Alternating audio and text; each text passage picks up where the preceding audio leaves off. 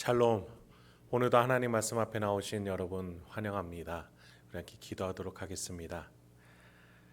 하나님, 오늘도 우리에게 귀한 하나님의 말씀을 주시니 감사합니다.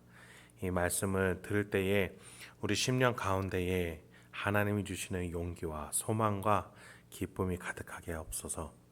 우리 안에 있는 근심과 걱정, 그것들이 하나님의 능력보다 덜함을 인정하게 되고 하나님이 더 크심을 인정하게 되며, 그래서 오늘 하루 하나님의 능력으로 승리할 수 있음을 결단하게 되는 오늘 이 시간이 될 수 있도록 말씀 가운데 역사하여 주시옵소서. 예수님의 이름으로 기도했습니다. 아멘. 오늘 함께 살펴볼 말씀 사사기 20장 36절에서 48절입니다. 사사기 20장 36절에서 48절까지 함께 살펴보도록 하겠습니다. 오늘도 다시 은혜 주시는 하나님을 찬양합니다. 이스라엘의 영광의 시대였던 출애굽의 모세 시대, 그리고 가나안 정복의 여호수아 시대가 있었죠.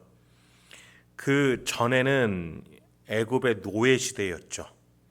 그리고 여호수아 시대가 지나서 타락해오는 사사기의 시대, 바로 우상 숭배의 노예 시대를 지금 사사기의 이스라엘이 살아가고 있습니다. 여러분, 이러한 상황 속에서도 하나님은 다시 이들을 출애굽 때와처럼 다시금 구원해 주실 줄 믿습니다. 다시 소망을 주실 줄 믿습니다.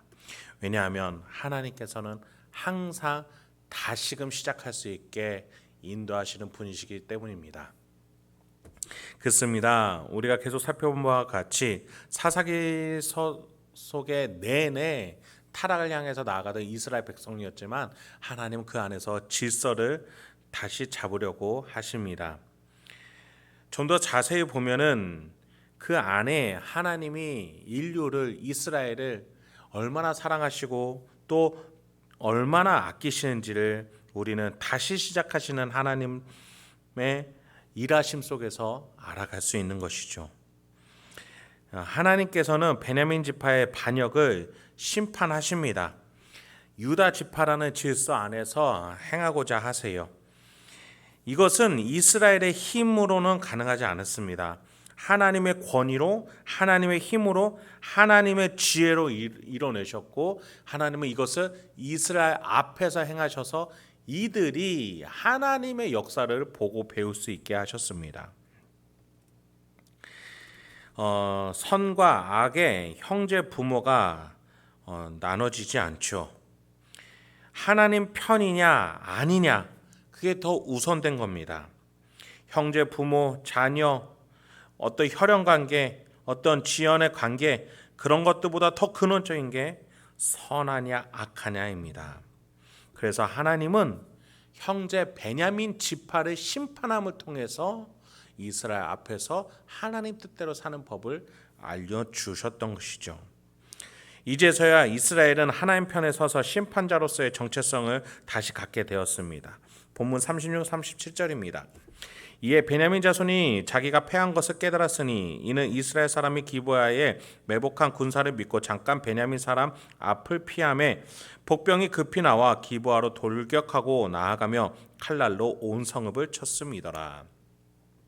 베냐민 지파가 매복 작전에 서온 것을 깨닫게 됩니다. 그 전까지 성 안에서 싸우며 40만 명의 군사들을 바라보며 노심초사했을 수도 있죠. 그런데 두 번의 전투에서 싸워 이기니까 자신감이 생기고 할 수 있다는 생각이 드니까 성 밖으로 나오게 됩니다. 그 결정은 스스로 망하게끔 하던 교만이었습니다. 그리고 그때는 너무 늦어버렸습니다. 자신이 실패했다고 알았을 때는 이미 자신의 힘으로 돌이킬 수 없는 늦은 상태였습니다. 여러분, 그래요. 우리는 죽은 후에 후회하면 늦습니다. 사고가 난 후에 후회하면 그것을 어떻게 돌이킬 수 있겠습니까? 그 이후에는 우리의 힘으로 할 수 있는 게 없습니다.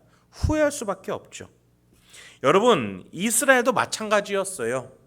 사고치고 타락되어진 후에는 스스로 복구할 수 없습니다. 그러면 누굴 붙잡아야 돼요? 그렇습니다. 하나님이에요. 여러분, 하나님은 우리가 도저히 회복 불능일 때에도 소망을 잃지 않으시고 우리를 붙잡아 일으키십니다. 하나님은 회개할 수 있는 죄를 구분하지 않으셨어요. 돌아올 자격을 두지 않으셨어요. 오로지 하나님 아버지를 다시 신뢰하고 그 안에서 살기로 작정하는 모든 자의 회개의 기회, 구원의 자격을 주시기로 하셨죠. 그런데 그런 시간과 기회를 다 허비하고 죽음 이후에 심판대가 있음을 보고서 그때 후회한다면 그 어떤 용서가 주어질 수 있겠습니까? 그래서 보고 믿는 자보다 보지 않고 믿는 자가 복된 것입니다. 우리의 본심은 눈으로 본 것이 아니라 마음속에서 느끼는 것임을 기억하시기 바랍니다. 베냐민 지파는 이미 졌다는 사실 그 안에서 깨닫고 늦어버렸습니다.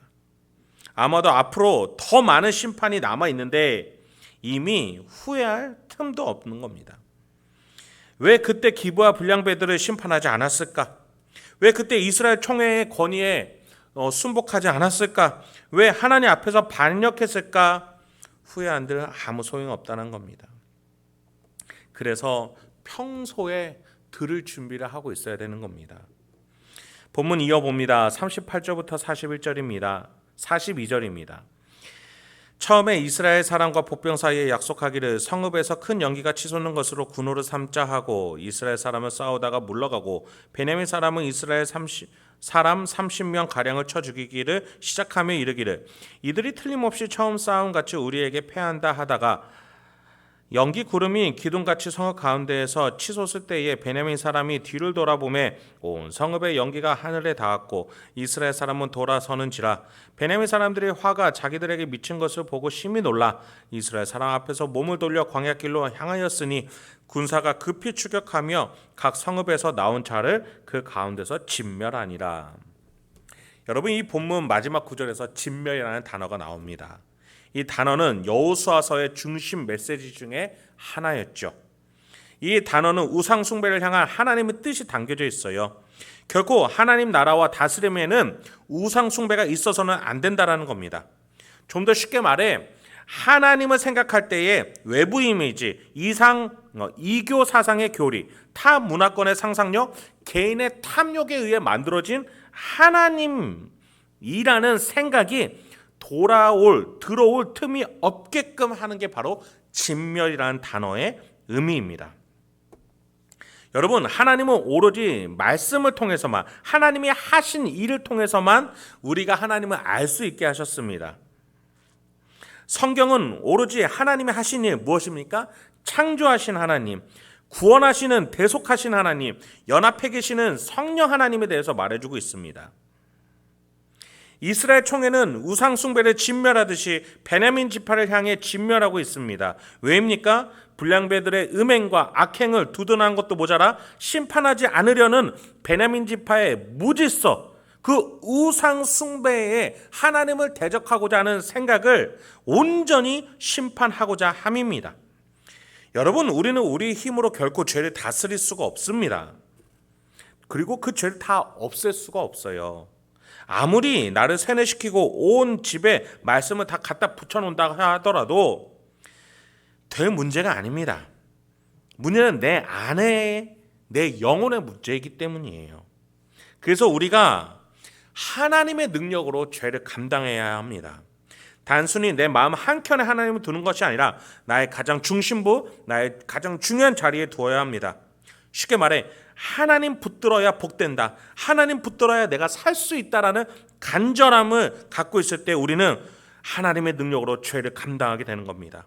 왜냐하면 우리 하나님께서 대속의 하나님이시기 때문입니다. 죄를 대신 해결해 주시는 하나님, 죄를 대신 짊어주시는 하나님이심을 잊지 마시기 바랍니다. 이렇게 나의 죄를 대신 져주시는 하나님, 그 하나님을 믿음으로써 우리는 죄를 진멸할 수 있는 거예요. 물론 여전히 나는 죄인이죠. 여전히 죄의 습관들이 남아있을 수 있습니다. 그런데 문제는 뭐냐면 그 진멸해 나가는 죄와의 싸움의 방향으로 우리는 나아갈 수 있다는 것이죠. 나의 힘이 아니라 죄를 진멸하시는 그 하나님, 죄를 대신 짊어주시는 하나님, 죄를 해결해 주시는 하나님이 내 안에 계시기 때문입니다. 그래서 우리가 마지막 날에 하나님 곁에서 완벽하게 죄를 진멸하는 놀라운 영광의 그 자리를 우리가 누릴 수 있게 된 것입니다. 43절부터 46절 이어보도록 하겠습니다. 그들이 베냐민 사람을 에워싸고 기브아 앞 동쪽까지 추격하며 그 쉬는 곳까지 질밟음에 베냐민 중에서 엎드러진 자가 18,000명이니 다 용사더라. 그들이 몸을 돌려 광야로 도망하였으나 림몬 바위에 이르는 큰 길에서 이스라엘이 또 5,000명을 이삭 줍듯 하고 또 급히 그 뒤를 따라 기돔에 이르러 또 2,000명을 죽였으니 이날에 베냐민 사람으로서 칼을 빼는 자가 엎드러진 것이 모두 25,000명이니 다 용사였더라. 이들 향한 심판은 자비가 없습니다. 그들을 끝까지 쫓아 무찌릅니다. 그리하여 베냐민 지파 2만여 명이 모두 몰살하게 됩니다. 이들은 하나님을 향해, 이스라엘 총회를 향해, 이 영적 질서를 향해 반역한 자들이었습니다. 레위인의 첩, 그 첩을 살해하고 음행했던 불량배들을 두둔했던 자들이었습니다. 우상숭배자와 같은 것이죠. 하나님은 이스라엘 통해서 이들에게 심판하시되 진멸케 하셨어요. 하나님의 힘으로 승리하는 전쟁을 이스라엘 앞에서 배우고 경험하게 하셨습니다. 이들은 이 전쟁을 통해서 앞으로 또 각각 자신들의 지파, 분배받은 땅에 가서 이러한 전쟁을 치러 나가야 되는 것입니다. 우상 숭배를 향해서, 하나님을 반역하는 것을 향해서 하나님의 말씀대로 살아가기 위한 영적 전쟁을 위해서 배우는 시간이 되었던 것이죠. 여러분, 지금 고대 전쟁이라는 특수한 상황에서 거룩한 전쟁을 말한다고 해서 나와 상관없는 것으로 터부시해서는 안 됩니다. 여러분, 어떻게 보면 우리는 더 치열한 정신과 영혼과 마음의 전쟁을 하고 있습니다. 육신의 전쟁은 눈에 보이지만 영혼의 전쟁은 몸에 보이지 않기에 더 치열할 수 있습니다. 우리의 우상숭배, 이스라엘도 우상숭배가 있었고 우리의 우상숭배도 있었습니다. 그런데 이것은 전쟁으로 해결할 수 있다면 우리의 지금 우상숭배는 특히나 생명을 더 고귀하게 여기는 이 시대의 흐름 속에서는 더 치열한 고민과 더 민감한 영성을 가지고 나아가야 된다는 사실 잊지 마시기 바랍니다. 그래서 예수님의 영이 우리와 함께 계시는 놀라운 특권이 지금 여기에 있는 것입니다. 성령 하나님이 아니고서는 우리가 이 죄를 또 이 전쟁을 감당할 수 없습니다. 나와 함께 하시기 위해서 십자가에 못 박혀 죽으신 예수 그리스도, 그 예수의 영이 우리에게 지금 있다는 사실 잊지 마시기 바랍니다. 마지막으로 47, 48절을 보도록 하겠습니다. 베냐민 사람 600명이 돌이켜 광야로 도망하여 림몬 바위에 이르러 거기에 넉 달 동안을 지냈더라. 이스라엘 사람이 베냐민 자손에게로 돌아와서 온 성읍과 가축과 만나는 자를 다 칼날로 치고 닥치는 성읍은 모두 다 불살랐더라. 말씀을 마치도록 하겠습니다. 베냐민 지파를 향해 이스라엘 총회는 진멸이라는 심판을 치르게 되었습니다. 여호수아 시대 때에 있었던 그 하나님의 뜻에 합한 전쟁을 이스라엘 민족이 오랜만에 이루게 되었습니다. 이때까지 많은 세대들이 지났어요. 많은 사사들이 거쳐갔습니다. 그러나 사사기서는 왕이 없으므로 각자의 소견에 옳은 대로 행하였더라. 하나님의 뜻을 제대로 알려주는 리더가 없으니 각자 마음대로 행했다라는 기록이 계속 반복이 됐죠. 그러나 지금 이 순간만큼은 하나님은 다시 일하고 계셨습니다. 영적 무질서와 총체적인 영적 타락 가운데서도 하나님은 다시 일하실 수 있는 전능하신 하나님이십니다. 저와 여러분의 가정과 일상, 직장, 그리고 이 나라 이 민족 가운데, 이 세계 가운데 하나님이 여전히 일하고 계시다는 사실 잊지 마시며 오늘도 그 하나님과 동행하며 승리하실 수 있는 저와 여러분이 되길 소망합니다. 함께 기도하도록 하겠습니다. 하나님, 오늘도 우리에게 귀한 하나님의 말씀을 주시니 감사합니다. 이 말씀을 통해서 우리가 다시 한번 일어나 하나님과 함께 동행하며 승리의 인생 살아갈 줄 아는, 그 승리를 향해 나아갈 줄 아는 우리가 되도록 주여 인도하여 주시옵소서. 주여, 우리가 어떠한 상태이든 간에, 어떠한 밑바닥에 있던 간에, 어떠한 아픔과 고통이 있던 간에 하나님은 일하실 수 있는 분이심을 고백하면서 다시금 하나님 붙들고 일어날 수 있는 우리 성도님들과 제가 되도록 주여 인도하여 주시옵소서. 예수님의 이름으로 기도했습니다. 아멘.